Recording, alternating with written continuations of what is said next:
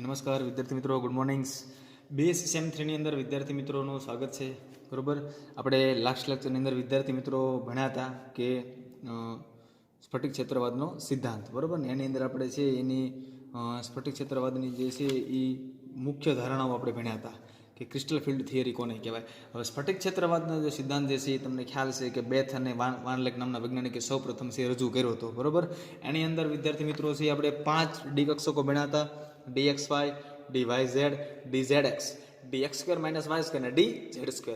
હવે વિદ્યાર્થી મિત્રો જે પ્રશ્ન શરૂ થાય છે, જે એક્ઝામની અંદર 100% પૂછાય છે, એમ કે અષ્ટફલકીય ક્ષેત્રમાં ડી કક્ષકનું વિભાજન. અહીંયા લગભગ બધાને દેખાતું હોય છે અષ્ટફલકીય ક્ષેત્રમાં ડી કક્ષકનું વિભાજન. હવે અષ્ટફલકીય ક્ષેત્રનો મતલબ એમ થાય કે 6 લિગેન્ડ ફરતા હોવા જોઈએ ને, એટલે એને ML6 તરીકે પણ ઓળખવામાં આવે. ખાસ યાદ રાખજો, શું કહેવાય? એને ML6 કહેવાય. એટલે કે અષ્ટફલકીય ક્ષેત્રની અંદર ડી કક્ષકનું વિભાજન. તો અષ્ટફલકીય ક્ષેત્રમાં આપણે ડી કક્ષકનું વિભાજન કરવું છે. આપણી પાસે કુલ કેટલા ડી કક્ષકો છે? 5. હવે ડી કક્ષકનું વિભાજન આપણે આગળ ભણી ગયા એની મુખ્ય ધારણાની અંદર કે 2 પ્રકારે થાય, T2J અને EG. પણ વિભાજન થાય ક્યારે? કે જ્યારે ધાતુની ફરતે જ્યારે કોઈ લિગેન્ડ જોડાય ત્યારે લિગેન્ડના લીધે છે એ 5 ડી કક્ષકો છે એની સમશક્તિપણું, એટલે કે એની શક્તિઓ જે સમાન હતી એ સમાન રહેતી નથી, અને પછી ડી કક્ષકનું શું થાય છે? વિભાજન થાય છે. અને આ જે ડી કક્ષકનું જે વિભાજન જે થાય છે, બરાબર, એને 2 પ્રકારે વિભાજન કરવાનું હોય છે. એક તો અષ્ટફલકીય અને એક તો સમચતુષ્ફલકીય. તો અષ્ટફલકીયની અંદર આપણને ખ્યાલ છે કે કોઈ પણ ધાતુની ફરતે 6 લિગેન્ડ જોડાયેલા હોય છે. બરોબર, તો અહીંયા તમે જુઓ કે અષ્ટફલકીય સંકીર્ણમાં મધ્યસ્થ ધાતુ આયનની ફરતે 6 લિગેન્ડ એ 6 ખૂણા પર ગોઠવાયેલા હોય છે. હવે આપણે જોઈએ અહીંયા, તો સૌથી પહેલાં આપણે અષ્ટફલકીય માટે એક પેટીની રચના કરીશું. બરોબર, તો એક પેટી દોરવાની.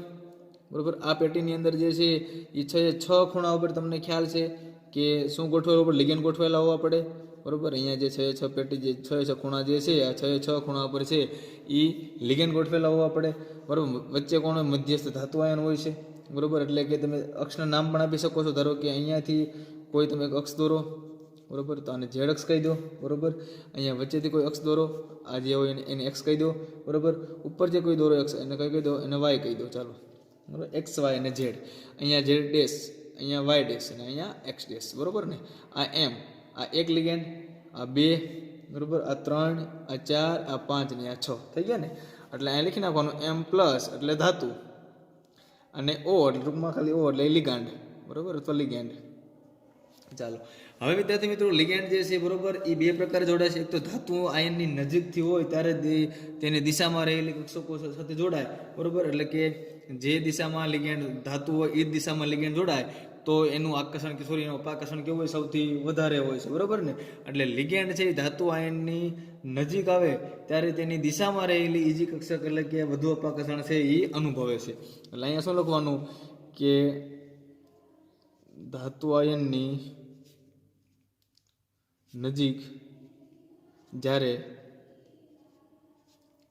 લિગેન્ડ આવે ત્યારે લિગેન્ડ જો ધાતુની દિશામાં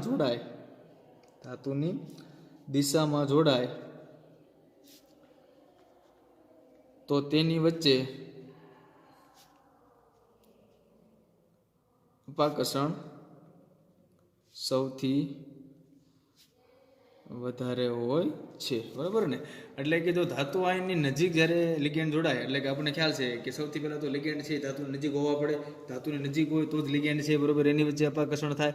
એટલે ધાતુની સૌથી જ્યારે નજીક લિગેન્ડ આવે, બરાબર, ત્યારે નજીક લિગેન્ડ આવે છે ત્યારે છે એ જો ધાતુની દિશામાં લિગેન્ડ જોડાય છે, એટલે આપણને ખ્યાલ છે અક્ષની વચ્ચેથી નહીં પણ અક્ષની ઉપરથી. બરાબર ને, 2 પ્રકારની કક્ષકો આવતી, અક્ષની ઉપરથી અને અક્ષની વચ્ચેથી. તો જો લિગેન્ડ છે એ ધાતુની અક્ષની ઉપરથી કક્ષક સાથે જોડાય છે તો એની વચ્ચે અપાકર્ષણ કેવું? સૌથી વધારે. એટલા માટે અહીંયા સૌથી વધારે અપાકર્ષણ કેમાં જોવા મળે? ઈજીમાં. બરાબર, જ્યારે અપાકર્ષણ વધારે હોય ત્યારે એની શક્તિમાં શું થશે? વધારો. એટલે ઈજીની શક્તિમાં શું થવાનો? વધારો. એટલે ખાસ વિદ્યાર્થી મિત્રો અહીંયા સમજજો કે લિગેન્ડ છે, બરોબર, અહીંયા તમે જોઈ શકશો. હું તો ઉદાહરણ તમને આપું કે અહીંયા ધારો કે ઉદાહરણ લેવી આપણે કે dx² - y². તો આ તમે જે કક્ષકો જોવો છો ને, આ અક્ષની ઉપરથી જોડાયેલી કહેવાય. આ જે કક્ષકો હોય ને ક્યાં હોય, અક્ષની ઉપરથી જોડાયેલી કહેવાય, અને વચ્ચેથી હોય ને એને અક્ષની વચ્ચેથી કહેવાય. તો અક્ષની ઉપરથી જે જોડાયેલી હોય ને એનું અપાકર્ષણ વધારે હોય, અક્ષની વચ્ચેથી જોડાયેલી એનું અપાકર્ષણ કેવું હોય, ઓછું. એટલા માટે અહીંયા સૌથી શક્તિ વધારે કોની આવશે, ઇજીની. અને પછી જે તમને એવું કીધું છે કે T2G, તો T2G છે બરોબર, એ લિગેન્ડ જે છે એ ધાતુ આયનને વચ્ચેથી જોડાય છે. એટલે લિગેન્ડની જે કક્ષકો છે એ ધાતુ આયનને વચ્ચેથી જોડાય છે, એટલા માટે એની શક્તિ કેવી હોય છે, ઓછી. એટલે T2Gમાં અપાકર્ષણ કેવું આવશે, ઓછું. અપાકર્ષણ કેવું આવે, ઓછું. અને અપાકર્ષણ ઓછું આવે તો શક્તિ પણ કેવી આવશે, ઓછી. એટલે કે શક્તિમાં વધારો થશે ક્યારે, ઇઝીમાં. જ્યારે T2Gમાં શક્તિમાં શું થશે, ઘટાડો. એટલે T2Gની શક્તિ કેવી આવશે, ઓછી. એટલે હવે વિદ્યાર્થી મિત્રોને ખાસ યાદ રાખવાનું કે જ્યારે અષ્ટફલકીય આવે ત્યારે પહેલાં લખવાની T2G અને પછી કઈ લખવાની, ઇજી. શા માટે? કારણ કે અષ્ટફલકીય જ્યારે આવશે બરોબર, ત્યારે સૌથી વધારે શક્તિ કે ઇજીની, ઓછી કે T2Gની. હવે હુન્ડ અને પાઉલી બે વૈજ્ઞાનિકો એવું કહી ગયા છે કે જેની શક્તિ વધારે બરોબર, જેની શક્તિ સપાટી વધારે એમાં ઇલેક્ટ્રોન પછી દાખલ થાય, અને જેની શક્તિ સપાટી ઓછી એટલે કે જેની અંદર શક્તિ ઓછી એની અંદર ઇલેક્ટ્રોન પહેલાં દાખલ થાય. એટલે T2Gની શક્તિ ઓછી છે એટલે એમાં ઇલેક્ટ્રોન પહેલાં દાખલ થશે, અને જેમાં ઇજીમાં છે એ શક્તિ વધારે છે, કારણ કે અપાકર્ષણ કેવું થાય છે, વધારે. અને વધારે અપાકર્ષણ થાય છે એટલા માટે એની શક્તિ વધારે છે, અને શક્તિ વધારે છે એટલા માટે છે એની અંદર ઇલેક્ટ્રોન પછી દાખલ થશે બરોબર. આમ આપણને ખ્યાલ આવી ગયો કે આ જે વિભાજન થયું એ કેમાં થયું, અષ્ટફલકીય ક્ષેત્રમાં. એટલે હવે તમારે યાદ રાખવાનું ખાસ કે અષ્ટફલકીયમાં ડી કક્ષકનું વિભાજન આવે એટલે પહેલા કક્ષક કઈ લખવાની, T2G, પછી કઈ લખવાની, ઇજી. હવે વિદ્યાર્થી મિત્રો જે છે તમે જુઓ કે T2G કક્ષક જે છે બરોબર, T2G કક્ષકમાં કેટલી કક્ષકો આવે તો કે 3 કક્ષકો. અને ઇજી કક્ષકમાં કેટલી આવશે, ઇજી કક્ષકમાં કેટલી આવે, 2 આવે. કુલ કેટલી છે, 5. તો આમાં 3 આવી ગઈ T2Gમાં, બાકી કેટલી રહી, 2. તો 2 ભાગ્યા કેટલા કરવાના, 5. અને ઇજીમાં 2 આવી ગયા, બાકી કેટલી રહી, 3. તો 3 ભાગ્યા 5. અને 2 ભાગ્યા 5 કરશો એટલે તમને ખ્યાલ છે કે 0.4 આવશે, અહીંયા 0.6 આવશે બરોબર ને. જે તમે ભાગ કરો તમને ખ્યાલ આવશે બરોબર. એટલે એકની શક્તિમાં વધારો થશે, એકની શક્તિમાં ઘટાડો થશે.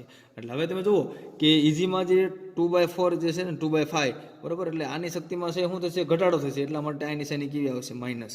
જ્યારે આની શક્તિમાં શું થશે, વધારો, એટલે એની શક્તિમાં શું આવશે, પ્લસ. એટલે આ માઇનસ 0.4 અને પ્લસ 0.6. એટલે યાદ રાખવાનું કે અહીંયા કુલ છે સ્થિર કણ શક્તિની વેલ્યુ, જેને Δ0 તરીકે ઓળખવામાં આવે છે, જેને શું કહેવાય, Δ0. Δ0 એટલે કે સ્થિર કણ શક્તિ બરોબર, જેને CFSE કહેવાય, કે જેને કહેવાય સ્ફટિક ક્ષેત્રની સ્થિરકરણ શક્તિ બરોબર ને. તો Δ0 નું મૂલ્યમાં ખાસ યાદ રાખવાનું કે T2G જ્યારે આવે ત્યારે -0.4 આવશે, સોરી T2G આવે ત્યારે 0.4 આવશે બરોબર, અને ઇજી આવશે ત્યારે શું આવશે તો કે 0.6. એટલે કે એકની વેલ્યુ માઇનસમાં, એકની પ્લસમાં, એટલે આની માઇનસમાં, આની કેમ આવશે, પ્લસની અંદર આવશે. હવે વિદ્યાર્થી મિત્રો છે એ આપણે ગોઠવણી કરશું તો કે ડીની અંદર કુલ કેટલા ઇલેક્ટ્રોન, 10 ઇલેક્ટ્રોન હોય. એટલે એક પેટાકક્ષો કેટલી આવે, 5. આપણને ખ્યાલ હશે DXY, DYZ, DZX. અહીં લખી નાખવાની DXY, DYZ, DZX, DX² -Y² અને DZ² બરોબર. હવે વિદ્યાર્થી મિત્રો આની અંદર છે એ તમને ખ્યાલ છે કે કઈ કઈ આ 3 કક્ષકો T2Gમાં આવશે, અને ઉપરની કક્ષકો 2 ક્યાં આવશે, ઇઝીમાં. એટલે પહેલા કક્ષક કઈ લખવાની, T2G, પછી કઈ લખવાની, ઇજી બરોબર. T2G એટલે તમને ખબર છે -0.4 અને ઇજી એટલે 0.6 બરોબર ને. તો કુલ તમે જુઓ તો 0.6 અને -0.4 આ બેનો તફાવત લ્યો તો 0.6 -0.4 આ બેનો તફાવત જે છે એ કેટલો આવે તો કે 1.0 એટલે 1 આવશે. એનો મતલબ એમ થયો કે T2G અને ઇજીની તમે સંયુક્ત બેની કક્ષકો ભેગી કરો તો 10 કક્ષકો, સોરી 10 ખાના થાય, એટલે કે 5 કક્ષકો થશે બરોબર ને. એક ખાનામાં કેટલા સમાય, 2 ઇલેક્ટ્રોન સમાય છે, જેને અષ્ટફલકીય ક્ષેત્રમાં ધાતુ આયનનું કક્ષકનું વિભાજન કરે છે, અથવા જેને આપણે શું કહેવાય, અષ્ટફલકીય ક્ષેત્રમાં ડી કક્ષકનું વિભાજન. હવે જુઓ લિગેન્ડ હોય ને તો જ વિદ્યાર્થી મિત્રો કક્ષકનું વિભાજન થાય, કારણ કે લિગેન્ડની અસર વગર વિભાજન થતું નથી. અને જેવો લિગેન્ડ આવશે એટલે અસરથી કક્ષકોની અંદર ઇલેક્ટ્રોનનું વિભાજન છે એ ઇલેક્ટ્રોનની ગોઠવણી બદલાય. એનો મતલબ એમ થયું કે જેવો લિગેન્ડ છે એ ડી કક્ષકમાં આવશે એટલે કે ધાતુની નજીક આવશે, એટલે ધાતુની નજીક આવે એટલે ધાતુની અંદર ઇલેક્ટ્રોનની ગોઠવણીમાં બદલી થશે, એટલે કે ઇલેક્ટ્રોનની ગોઠવણી જે છે એ બદલાય છે બરોબર. હવે જુઓ કે જે આખી પ્રણાલીમાં જે શક્તિમાં વધારો કે ઘટાડો થાય છે જેને CFC તરીકે ઓળખવામાં આવે, મેં કીધું ને હમણાં કે આખી જે ડી કક્ષકની જે પ્રણાલી જે છે એમાં જે જગ્યાએ શક્તિમાં વધારો થાય છે અને અમુક શક્તિમાં શું થાય છે? ઘટાડો. આપણને ખ્યાલ છે કે T2Gમાં શક્તિમાં ઘટાડો થાય છે, Eg-માં શક્તિમાં શું થાય છે? વધારો થાય છે. તો આ સંયુક્ત જે બે વચ્ચેનો જે તફાવત જે છે ને, જેને CFC તરીકે ઓળખવામાં આવે છે, જેને ક્રિસ્ટલ ફિલ્ડ અને સ્થિરકરણ એટલે કે સ્ફટિક એટલે કે જેને આપણે કહેવાય ને ફિલ્ડ, બરોબર ને, એટલે કે ક્રિસ્ટલ એટલે કે સ્ફટિક, બરોબર, ક્રિસ્ટલ ફિલ્ડ થિયરી તરીકે ઓળખવામાં આવે છે, CFT. આગળ વિદ્યાર્થી મિત્રો, તો લિગેન્ડ જે છે, બરોબર, એ બે પ્રકારના ક્ષેત્રોનું વિભાજન કરશે, એક તો પ્રબળ અને એક તો નિર્બળ. તો અહીંયા આપણે લખીએ કે અષ્ટફલકીય ક્ષેત્રમાં નિર્બળ વિભાજન, અને બીજું છે અષ્ટફલકીય ક્ષેત્રમાં પ્રબળ વિભાજન, બરોબર. હવે વિદ્યાર્થી મિત્રો તમને ખ્યાલ છે કે હુન્ડના નિયમ પ્રમાણે, બરોબર ને, અથવા એબ જેવા ઇલેક્ટ્રોન આકર્ષક સમૂહો જે છે, બરોબર, એ નિર્બળ લિગેન્ડ છે. શા માટે? કારણ કે યાદ રાખવાનું ખાસ કે જે નિર્બળ લિગેન્ડ હોય ને, એ કક્ષકનું વિભાજન કેવું કરે? ઓછું કરે. અને જે પ્રબળ લિગેન્ડ હોય એ વિભાજન કેવું કરે? વધારે કરે. તો નિર્બળ જે છે એ ડી કક્ષકનું વિભાજન ઓછું કરે, એટલા માટે એને નિર્બળ વિભાજન કહેવાય. અને જે પ્રબળ લિગેન્ડ હોય એ ડી કક્ષકનું વિભાજન કેવું કરે? વધારે, એટલા માટે એને કેવા લિગેન્ડ કહેવાય? પ્રબળ લિગેન્ડ. તો નિર્બળ લિગેન્ડની અંદર ખાસ તમારે યાદ રાખવાના કે નિર્બળ લિગેન્ડ કયા કયા છે? તો ફ્લોરિન, ક્લોરિન, બ્રોમિન, આયોડિન, બધા હેલોજન. પછી OH માઇનસ, આ બધા લિગેન્ડ છે, H2O, આ બધા છે એ નિર્બળ લિગેન્ડ છે. અને જે ડી કક્ષકનું વિભાજન ઓછું કરે એને નિર્બળ લિગેન્ડ કહેવાય, અને જે ડી કક્ષકનું વિભાજન વધારે કરે એને શું કહેવાય? પ્રબળ લિગેન્ડ. તો નિર્બળની અંદર તમને ખ્યાલ આવી ગયો વિદ્યાર્થી મિત્રો. હવે આની અંદર છે વિદ્યાર્થી મિત્રો, આપણે છે એ નિર્બળ લિગેન્ડ જ્યારે ગોઠવતા હોય ત્યારે યાદ રાખવાનું ખાસ કે ઇલેક્ટ્રોનની ફેર ગોઠવણી થતી નથી, એટલે આની અંદર ઇલેક્ટ્રોનની ફેર ગોઠવણી કરવાની નહીં. પણ જ્યારે પ્રબળ વિભાજન હોય ત્યારે ઇલેક્ટ્રોનની શું થાય? ફેર ગોઠવણી, બરોબર. એની ઉપરથી આપણે શું ગોતવાની? ચુંબકીય ચાક માત્રા, જેને કહેવાય મ્યુ બરાબર √n+2, આ એનું સૂત્ર આવશે. n ને કહેવાય અયુગ્મિત ઇલેક્ટ્રોનની સંખ્યા, અને જેનો એકમ આવશે Bm. હવે વિદ્યાર્થી મિત્રો આપણે જે કોષ્ટક લખવું છે, જે પરીક્ષાનો જવાબ, આ આખો પ્રશ્ન શું પહેલો જ તે કે અષ્ટફલકીય ક્ષેત્રમાં નિર્બળ વિભાજન. હવે એની અંદર રાખવાનું ખાસ આપણે પહેલું ભણવી છે નિર્બળ વિભાજન. હવે નિર્બળ વિભાજનની અંદર વિદ્યાર્થી મિત્રો છે એ તમારે ખાસ એક યાદ રાખવાનું છે કે નિર્બળ વિભાજન કેવી રીતના કરવાનું છે, એના માટેનું કોષ્ટક છે. અને આ કોષ્ટક પર ફરજિયાત દોરવાનું, અને આવડે એવું છે વિદ્યાર્થી બધાને આવડશે. સૌથી પહેલા તો લખી નાખવાનું કે નિર્બળ ક્ષેત્રમાં અષ્ટફલકીય વિભાજન, બરોબર ને. હવે વિદ્યાર્થી મિત્રો અહીંયા યાદ રાખવાનું ખાસ કે પહેલા તો ઉપર છે ટાઇટલમાં શું શું લેવાનું. સૌથી પહેલા ડી કક્ષકમાં રહેલા ઇલેક્ટ્રોન, તો આપણને ખબર 1 થી કેટલા આવશે વિદ્યાર્થી બધાને ખબર 10 રહેલા ઇલેક્ટ્રોન. બીજું T2G અને Eg. ત્રીજું શું આવશે? CFSE ડેલ્ટા તરીકે, ડેલ્ટા 0 તરીકે. પછી n, પછી મ્યુ, અને S બરાબર n/2. આટલી વસ્તુ બધાએ ફરજિયાત 4 કોષ્ટક લખી નાખવાનું, કારણ કે 2 કોષ્ટક આવશે અષ્ટફલકીયના, 2 આવશે સમચતુષ્ફલકીયના. તો વિદ્યાર્થી મિત્રો સૌથી પહેલા આપણે જોયું કે ડી કક્ષકમાં રહેલા ઇલેક્ટ્રોનની સંખ્યા 1 થી 10 આગળ લખી નાખવાના. પહેલા 1, 2, 3, 4, 5, 6, 7, 8, 9 અને 10, બરોબર. હવે વિદ્યાર્થી મિત્રો ખાસ યાદ રાખજો કે પહેલા મેં T2G શા માટે લખી? કારણ કે આપણને ખ્યાલ છે કે અષ્ટફલકીય છે. અષ્ટફલકીય હોય ત્યારે હંમેશા પહેલી કઈ લખવાની? T2G, પછી કઈ લખવાની? Eg. જ્યારે સમચતુષ્ફલકીય આવે ત્યારે યાદ રાખજો પહેલા Eg અને પછી કઈ લખવાની? T2G. તો હવે T2G ની અંદર તમને ખબર છે પેટા અક્ષકો કેટલી આવે? 3. Eg માં કેટલી? 2. ઉલટા કરી નાખવાના 3, અહીંયા 2, અહીંયા 3, અહીંયા 2, અહીંયા 3, અહીંયા 2. આ 3 કક્ષકોમાં 2 કક્ષકો, અહીંયા 3 કક્ષકો, અહીંયા 2 કક્ષકો. ચાલો, આ 3 કક્ષકો, આ 2 કક્ષકો, આ 3 કક્ષકો અને આ 2 કક્ષકો, બરોબર. હવે વિદ્યાર્થી મિત્રો ખાસ યાદ એ રાખવાનું કે T2G ની અંદર આપણે ઇલેક્ટ્રોન ભરતું જવાનું છે, બરોબર. સળંગે સળંગ ભરવાના. શું કામ? નિર્બળ આવે એટલે જુઓ 1, 2, 3, ચોથો હોય તો અહીંયા જ ભરવાનો, પાછું નહીં આવવાનું. શું કામ? કારણ કે વિભાજન કેવું છે? નિર્બળ. જો પ્રબળ હોત તો આપણે 1, 2, 3 વળી પછી ફરતી ફરે 4, બરોબર ને. તો પહેલામાં કેટલા ઇલેક્ટ્રોન છે? 1, તો 1, બરોબર. ચાલો CFSE નું મૂલ્ય. તો CFSE ના મૂલ્યની અંદર ખાસ તમારે યાદ રાખવાનું કે જેટલા T2G ના ઇલેક્ટ્રોન હોય એને ગુણ્યા -0.4 કરવાના, -0.4 કરવાના. અને જેટલા Eg ના ઇલેક્ટ્રોન જેટલા આવે એને ગુણ્યા 0.6 કરવાના, બરોબર. અને પછી 2 નો લેવાનો તફાવત.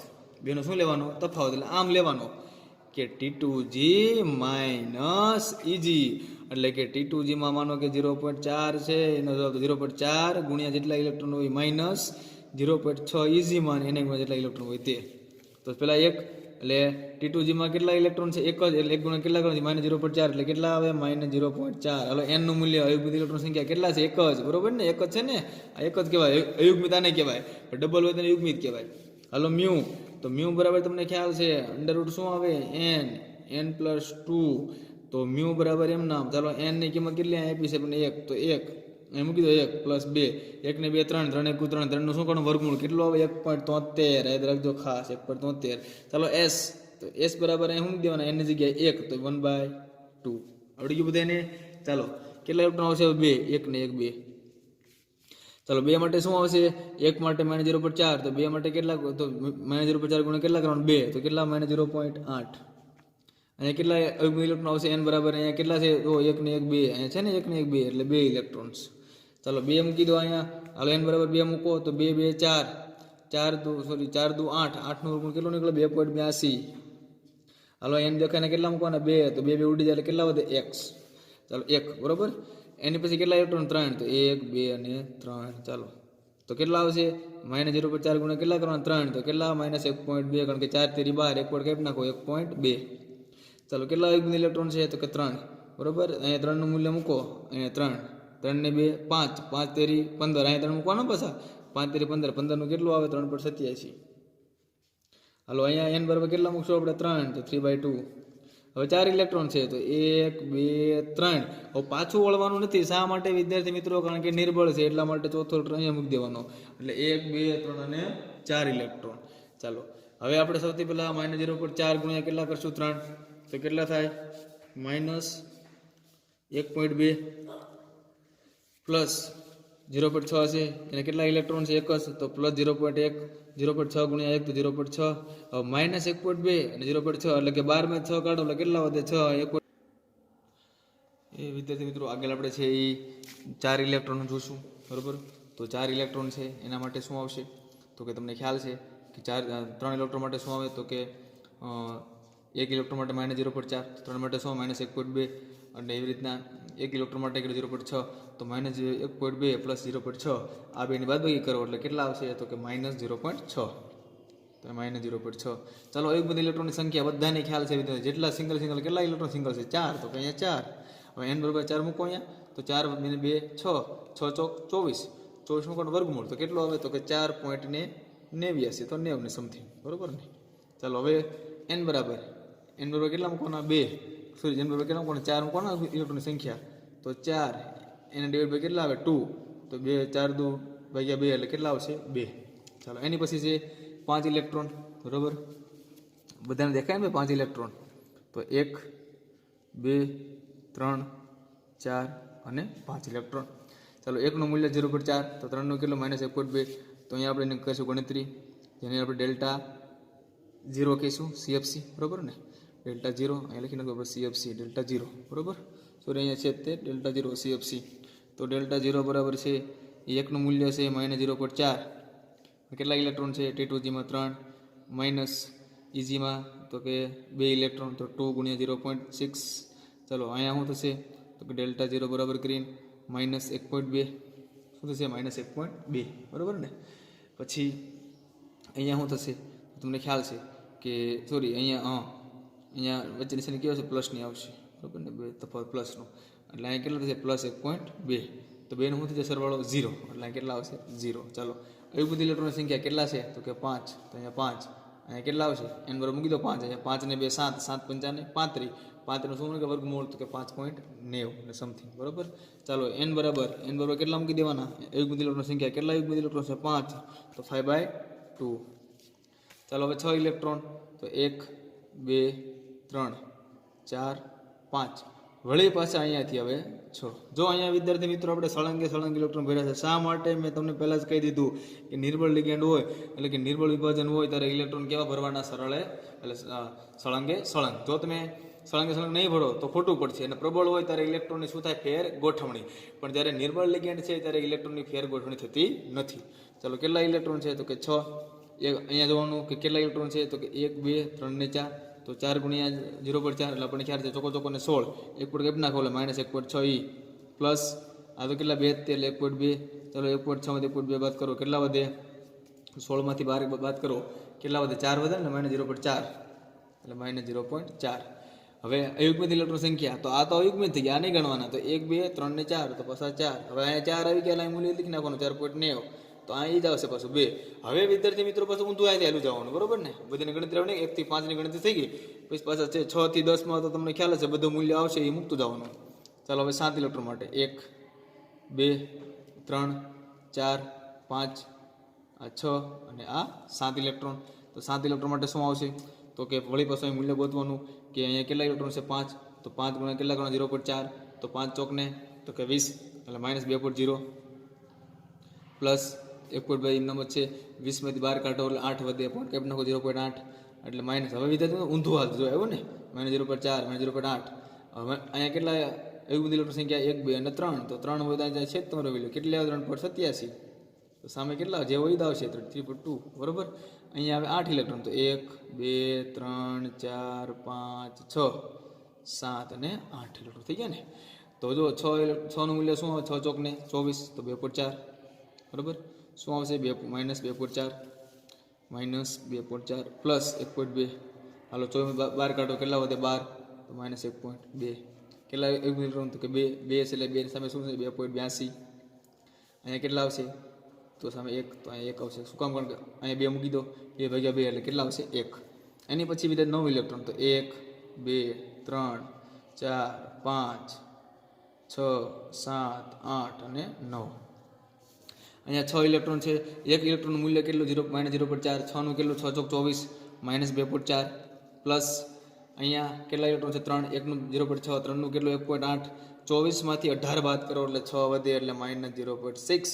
અયુગ્મિત ઇલેક્ટ્રોન સંખ્યા કેટલી 1, અહીંયા 1 ઇલેક્ટ્રોન છે તો એનું મૂલ્ય મ્યુનું કેટલું 1.73, તો સામે s નું મૂલ્ય કેટલું આવશે 1.2 કમ્પ્લીટ. ચાલો છેલ્લું ઇલેક્ટ્રોન 10 ઇલેક્ટ્રોન, તો 1 2 3 4 5 6 7 8 9 અને 10. તો અહીંયા 6 ઇલેક્ટ્રોન છે, તો 6 ચોકને 24 એટલે -2.4 પ્લસ અહીંયા 4 ઇલેક્ટ્રોન છે, 1 નું 0.6, તો અહીંયા પણ 2.4, તો બે મૂલ્ય સરખા, બેની કરો બાદબાકી એટલે સરવાળો કેવો આવે 0. ચાલો અયુગ્મિત ઇલેક્ટ્રોન સંખ્યા એક છે, તો કે ના 0, તો આ પદે 0 ને આ પદે 0, બધું 0, કારણ કે એક અયુગ્મિત ઇલેક્ટ્રોન સંખ્યા છે નહીં, તો બધા સ્ટેપ કેવા આવશે 0. તો આ વિદ્યાર્થી મિત્રો વાત કેમાં થઈ, નિર્બળ ક્ષેત્રમાં પણ કેવું અષ્ટફલકીય. ચાલો એની પછી આગળ જોઈએ આપણે, તો કે અષ્ટફલકીય ક્ષેત્રમાં પ્રબળ વિભાજન.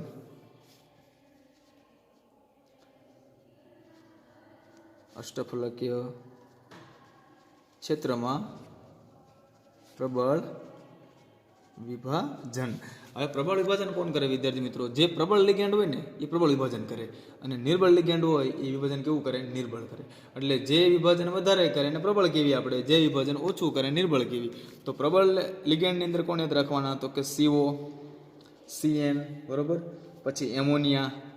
આ બધા લિગેન્ડ વિદ્યાર્થી મિત્રો એવા છે કે જે પ્રબળ લિગેન્ડ છે, એટલે કે અષ્ટફલકીય ક્ષેત્રમાં વિભાજન કેવું કરશે, પ્રબળ વિભાજન કરશે, બરોબર ને. હવે આગળ જો એની પછી તો કે જ્યારે ઇલેક્ટ્રોનનો જ્યારે અષ્ટફલકીય ક્ષેત્રમાં જ્યારે પ્રબળ વિભાજન કરવામાં આવે ત્યારે પ્રબળ ક્ષેત્રની અંદર ઇલેક્ટ્રોનની ફેર ગોઠવણી કરવાની. આ એક ખાસ વિદ્યાર્થી મિત્રો યાદ રાખવાનું છે બધાએ, કે જ્યારે પ્રબળ વિભાજન આવે ત્યારે ઇલેક્ટ્રોનની શું કરવાની, ફેર ગોઠવણી. તો અહીંયા પણ વિદ્યાર્થી મિત્રો આપણે ઇલેક્ટ્રોનની શું કરશું, ફેર ગોઠવણી. ચાલો સૌથી પહેલાં આપણે અને જેમ લખી નાખશું કક્ષકમાં જેમ હતું એમ જ તે, અને નિયમ પ્રમાણે જેમ હતું એમ જ તે, કે હુન્ડના નિયમ પ્રમાણે કે જેની શક્તિ વધારે એમાં ઇલેક્ટ્રોન પહેલાં જેની શક્તિ સપાટી ઓછી એમાં ઇલેક્ટ્રોન પહેલાં દાખલ થાય, અને જેની શક્તિ વધારે એમાં ઇલેક્ટ્રોન પછી દાખલ થાય. તો આપણે પાસે બે કક્ષકો છે T2G અને EG.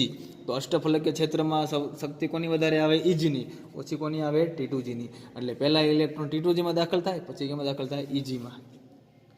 ચાલો સૌથી પહેલાં લખી નાખશું આપણે ડી કક્ષકમાં રહેલા ઇલેક્ટ્રોન, ડી કક્ષકમાં રહેલ ઇલેક્ટ્રોન. બીજું શું આવશે, T2G EG CF SE એટલે કે ડેલ્ટા 0, પછી N, પછી મ્યુ અને S બરાબર N/2. ઓલામાં જે ટાઇટલ હતું ને બધા એમાં વિદ્યાર્થી મિત્રો ટાઇટલ સરખું જ રહેશે, ક્યાંય પણ ટાઇટલમાં ફેરફાર થોડો ઘણો પણ થશે નહીં. ચાલો 1 2 3 4 5 6 7 8 9 અને 10 1 થી 10 આંકડા આવડવા પડે એટલે એકડા આવડવા પડે 1 થી 10 લખી નાખવાના બરોબર T2G માં કેટલી કક્ષકો 3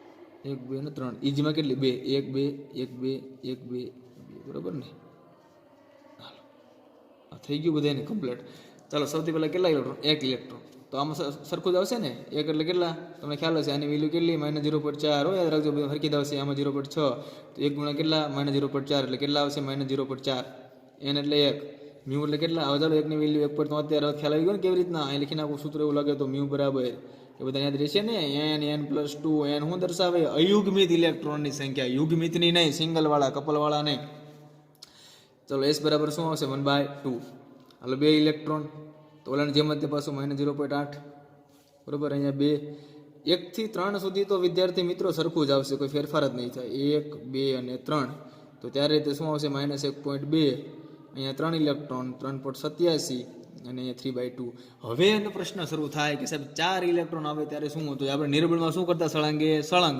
પણ પ્રબળમાં સળંગે સળંગ કરવાનું નહીં 1 2 અને 3 વળી પાછું ફરતી અહીંયા 4 આ સંપૂર્ણપણે ભરાઈ જાય આખી કક્ષકો ત્યાર પછી જ આપણે T2 EGમાં જવાનું ત્યાં સુધી EGમાં જવાનું છે નહીં એટલે ખાસ યાદ રાખવાનું કે સંપૂર્ણપણે કક્ષકો ભરાઈ જાય પછી જ વિદ્યાર્થી મિત્રો આપણે કેમાં જવાનું EGમાં જ્યાં સુધી કક્ષકો ભરાય નહીં ત્યાં સુધી આપણે T2Gમાંથી EGમાં જવાનું છે નહીં તો 1 આ 2 આ 3 અને વળે પાછો અહીંયાથી ચોથો એટલે 4 ચાલો હવે કેટલા ઇલેક્ટ્રોન થયા અહીંયા 4 ઇલેક્ટ્રોન થયા તો વેલ્યુ કેટલી આવશે તો કે 1 ની વેલ્યુ 0.4 તો 4 ની કેટલી 1.6 માઈનસ ચાલો અયુગ્મિત ઇલેક્ટ્રોનની સંખ્યા કેટલા અયુગ્મિત ઇલેક્ટ્રોન છે માત્ર 2 તો 2 બરોબર ને પછી મ્યુ બરાબર કેટલા આવશે તો કે મ્યુ બરાબર વિદ્યાર્થી મિત્રો છે 2 2 એટલે કેટલા થશે 4 ઇલેક્ટ્રોન આવશે બરોબર ને 2 અને 2 એટલે કે છે એ 4 ઇલેક્ટ્રોન આવશે એટલે આપણને ખ્યાલ છે સોરી ઇલેક્ટ્રોન સંખ્યા કેટલી આવશે તો કે 2 ની વેલ્યુ કેટલી થાય અહીંયા મૂકી દો 2 દુ 4 4 દુ 8 8 ની કેટલી આવે 2.82 અને અહીંયા જે હોય પાછો આવે ને 2 માટે જે હોય એક જ તે ચાલો હવે પાછા 5 ઇલેક્ટ્રોન તો 1 આ 2 આ 3 આ 4 અને આ 5 તો વળી પછી વેલ્યુ કેટલી આવશે 5 ચોકને 20 તો -2.0 ચાલો અયુગ્મિત ઇલેક્ટ્રોન સંખ્યા કેટલી 1 તો 1 માટે જોવા મૂલ્ય આપે સામે આપેલા જ હોય પછી એમાં જવાબ હોય પછી બીજે ગોતવાનું નહીં ક્યાંય ભાઈ બરોબર ને કે ફાફા નહીં મારવાના આમાં જોઈ લેવાનું એકમાં સામે મૂલ્ય કેટલું 1.73 અને 1.2 હાલો 6 આપ્યા હોય ત્યારે 1 2 3 4 5 અને 6 ચાલો 6 હોય ત્યારે શું લખવાનું -2.4 શું કામ કરવાનું 6 ચોક 24 અયુગ્મિત ઇલેક્ટ્રોન સંખ્યા 0 બરોબર તો અહીંયા 0 અહીંયા 0 વાર્તા પતી ગઈ હવે કેટલા આવે 7 તો 1 2 3 આ 4 આ 5 આ 6 અને 1 અહીંયા 7 એટલે 6 ચોક ના કેટલા 24 એટલે -2 સોરી માઇનસ અહીંયા આપણે ગણતરી કરવી પડશે -2.4 હવે અહીંયા કેટલા આવ્યા તો કે 1 ઇલેક્ટ્રોન 0.6 હાલો 24 માંથી 6 કાઢો એટલે કેટલા વધે તમને ખબર છે 6 થી 18 એટલે 1.8 અયુગ્મિત ઇલેક્ટ્રોન સંખ્યા 1 તો 1.73 તો સ્પિન ક્વોન્ટમમાં S બરાબર કેટલું મૂલ્ય મળે 1/2 હવે 8 ઇલેક્ટ્રોન તો 1 આ 2 આ 3 આ 4 આ 5 આ 6 આ 7 ને 8 ચાલો આની વેલ્યુ કેટલી આવશે -2.4 જ તે પ્લસ 1 ઇલેક્ટ્રોનની 0.6 2 ની કેટલી 1.2 કારણ કે બહાર થાય ને હવે એમાંથી 24 માંથી બહાર કાઢો એટલે 1.2 વધે એટલે -1.2 કેટલા અયુગ્મિત ઇલેક્ટ્રોન સંખ્યા તો કે 2 અહીં કેટલા આવશે તો કે 2 માટે જોઈ લો 2.82 ચાલો હવે એની પછી આગળ તો 2 2 એટલે કેટલા 1 થઈ ગયા કમ્પ્લીટ ચાલો હવે એની પછી 1 2 3 4 5 આ 6 બરાબર ને આ 7 આ 8 બરાબર ને પછી આ 9 ચાલો તો 9 માટે શું આવશે તો કે 6 માટે તો -2.4 બધું કોમન તે પ્લસ કેટલા ઇલેક્ટ્રોન 3 1 નું 0.6 3 નું કેટલું 1.8 3 નું કેટલું 1.8 2.24 એટલે 24 માંથી 18 કાઢો એટલે કેટલા વધે -0.6